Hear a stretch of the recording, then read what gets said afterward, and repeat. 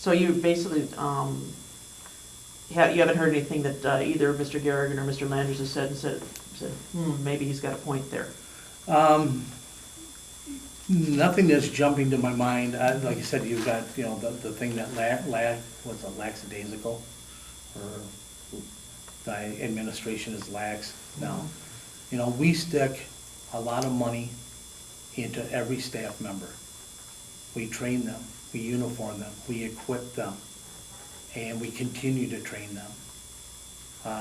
One of the things that I remember when I was hired, I was told, we stuck all this money into you, we give you a brand new car and 3 guns. We have confidence you know how to do your job. And we have a good field training program. I am not the type of person that I'm going to be micromanaging. This job is hard enough.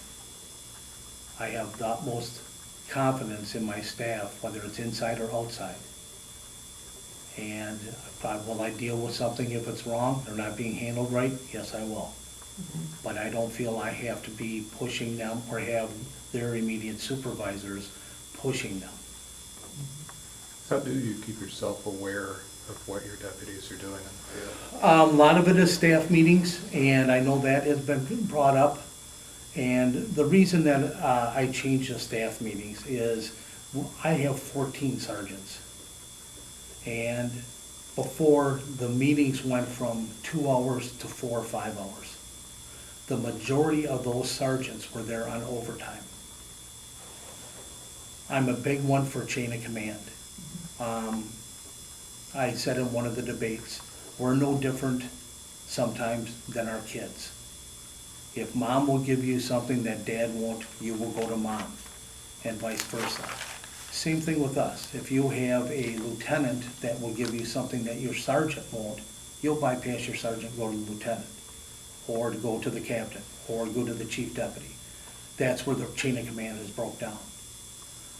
I have my lieutenants, my captain, and my chief deputy, and my executive secretary in my staff meetings, monthly staff meetings. They then disseminate the information. The detective division has meetings with the lieutenant, and the jail has meetings with their sergeants. So the information is disseminated down. So different segments and different command levels have their own meetings. Yes. There are fewer people in your staff meetings, and they're expected to pass the information on properly to Correct. those people. Yeah, so it's not that there's a meeting held amongst administration and nobody on the lower supervision knows about it. That's incorrect. There are meetings and the lieutenants are to pass that down, and they do. So I guess my question, Lynn, was if there's anything where they say that I'm lax, the administration is lax, I guess it all depends on how you look at it. If you want somebody that's gonna micromanage your every move and not trust what you were hired to do, then I guess I would be lax. Again, I put the utmost trust in the employees and the supervisors to watch them, and if they're seeing them do anything wrong, get it changed right away. How would you rate what do you think the morale of the department is?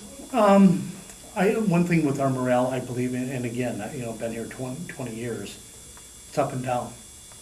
Yeah, right now it is probably a mixture of, things are okay or I wish things would change. Part of that, I think, is the times, the economy.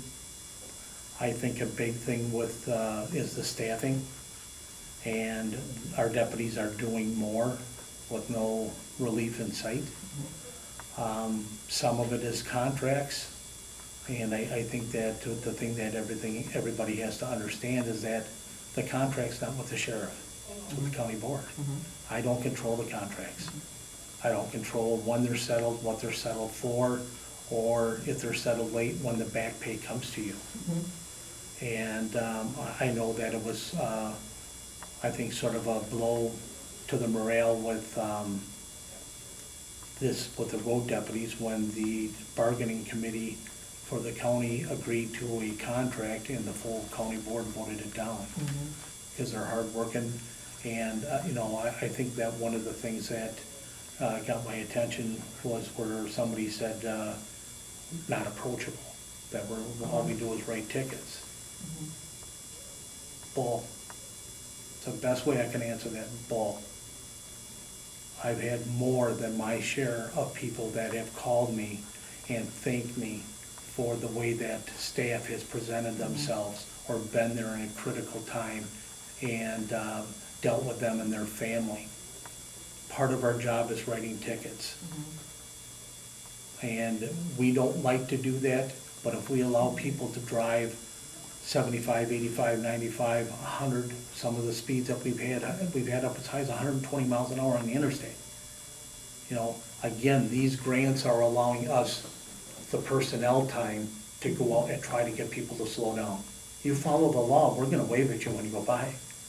You know, it's not, and we're gonna be kind to you when we approach your car.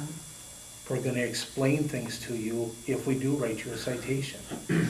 And to say that we're scaring the people, or that's totally, that's a statement for somebody that hasn't spent enough time out there and seen how these people approach.